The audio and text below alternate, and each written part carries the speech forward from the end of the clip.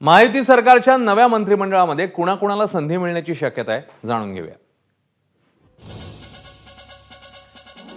गिरीश महाजन भाजपचे नेते आहेत। उत्तर महाराष्ट्रामध्ये भाजपला चांगलं यश मिळालंय। सध्याच्या मंत्रिमंडळात देखील ते मंत्री होते। रवींद्र चव्हाण कोकणात देखील भाजपने चांगली कामगिरी करून दाखवली, ज्याच्यामध्ये रवींद्र चव्हाणांचा मोठा वाटा आहे। बीएमसी निवडणुकीत गुजराती जैन समाजाच्या दृष्टीने महत्त्वाचे असणारे भाजपचे मंगल प्रभात लोढा, त्यासोबतच चंद्रशेखर बावनकुळे पक्षाला विधानसभेत मोठं यश मिळालं। बावनकुळे प्रदेशाध्यक्ष आहेत, त्यांच्या त्या दृष्टीने बावनकुळेंचा देखील मंत्रिपदासाठी समावेश होऊ शकतो। आशिष शेलार बटेंगे तो कटेंगे संदर्भातलं धोरण त्यांनी आक्रमकपणे राबवलं।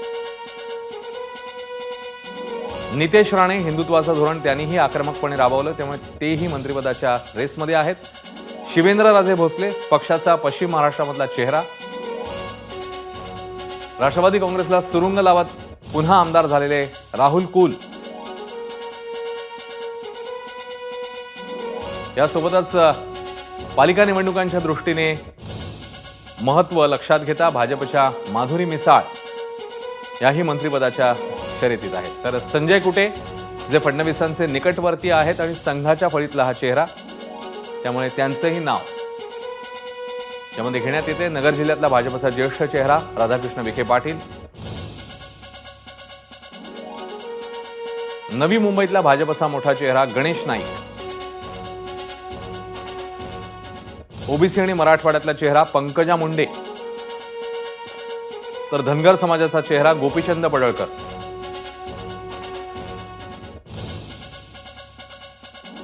आणि आता शिवसेनेमधनं मंत्रिपदाच्या शर्यतीत कोण कोण आपण बघतोय। उदय सामंत, शंभूराज देसाई, गुलाबराव पाटील, संजय शिरसाट, भरत गोगावले, प्रकाश सुर्वे, प्रताप सरनाईक, तानाजी सावंत, राजेश क्षीरसागर, आशिष जयस्वाल, निलेश राणे,